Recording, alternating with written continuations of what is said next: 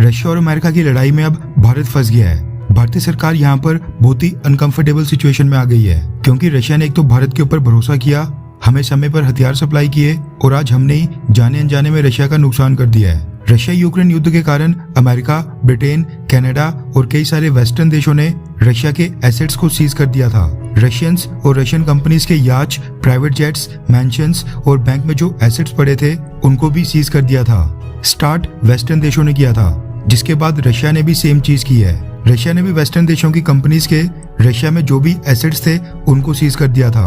8-10 दिन पहले ही Washington post ने भी एक आर्टिकल पब्लिश किया था, जिसमें क्लेम किया गया था कि रशिया ने पूरी दुनिया के 400 पैसेंजर प्लेन्स को अपने देश में सीज करके रखा है। ये सारे प्लेन्स वेस्टर्न देशों के एयरलाइंस के हैं, जिनको रशिया उन्हें वापस लेने नहीं दे रहा है। कुछ हफ्तों पहले तो ये भी खबर आई थी कि वेस्टर्न कंपनीज के प्लेन के स्पेयर पार्ट सप्लाई ना करने के बाद अब रशिया डोमेस्टिक फ्लाइट्स के लिए इन्हीं वेस्टर्न देशों के प्लेन्स का इस्तेमाल कर रहा है। अब यहाँ पर एक और चीज नोट करने वाली है। वेस्टर्न देशों की कंपनीज ने रशिया में जो कोलैबोरेशन की थी, वहां पर इन्वेस्टमेंट की थी, वो उसको रशिया या फिर इंडिया या चाइना जैसे देशों की कंपनीज को बेचकर रशिया से निकल रहे हैं। जिसके बाद रशिया ने कहा है कि अगर विदेशों में मौजूद रशियन कंपनीज को नुकसान पहुंचाया गया तो रशियन गवर्नमेंट विदेशी कंपनीज के सारे स्टेक, शेयर और एसेट्स को अपने कब्जे में ले लेगी और उनका इस्तेमाल रशिया की डेवलपमेंट में किया जाएगा। कहने का मतलब है कि दोनों तरफ से इस तरह की चीजें की जा रही हैं। और नोट करने वाली बात यह भी है कि स्टार्ट पहले अमेरिका और उसके एलाइज यानी कि वेस्टर्न और यूरोपियन देशों ने की थी।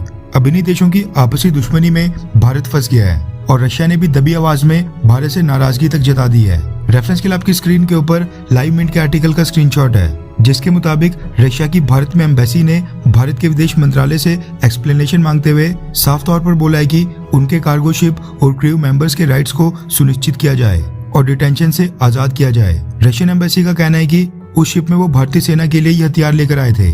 दरअसल रशिया का एक कार्गो शिप कुछ दिन पहले केरला के कोचिन पोर्ट के ऊपर पहुंचा था, जहां पर उसने भारत को डिलीवर किए जाने वाले हथियार अनलोड किए थे। जिस रशियन कार्गो कंपनी का ये शिप था, उस कंपनी ने यूरोप के देश इस्टोनिया की एक लॉजिस्टिक कंपनी का उधार देना था।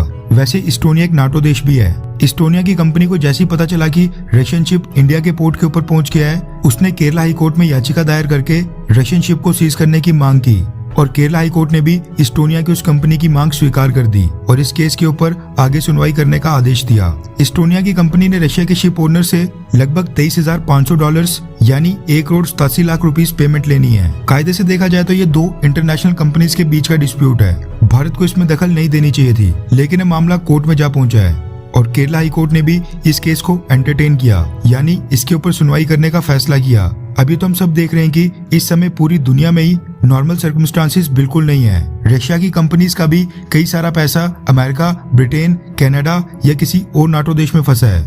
रशियन एसेट्स वहां पर सीज कर दिए गए हैं। ऐसे में वो देश तो रशियन कंपनीज की बात तक सुनने को रेडी नहीं है। केरला हाई कोर्ट को भी इसी चीज को कंसीडर करते हुए सुनवाई करने से मना कर देना चाहिए था। हालांकि हम ये बिल्कुल नहीं बता रहे हैं कि कोर्ट को क्या करना चाहिए और क्या नहीं। भारतीय कोर्ट के आदेश के ऊपर रशिया के शिप को डिटेन करने से रशिया बेहद नाराज है और उसने सीधा भारत के विदेश मंत्रालय को कांटेक्ट किया है और इस इशू को क्लियर करने की मांग की है। उन्होंने कहा कि हम तो उल्टा भारतीय सेना के लिए हथियार डिलीवर करने आए थे और भारत ने उल्टा हमारी शिप को सीज कर दिया।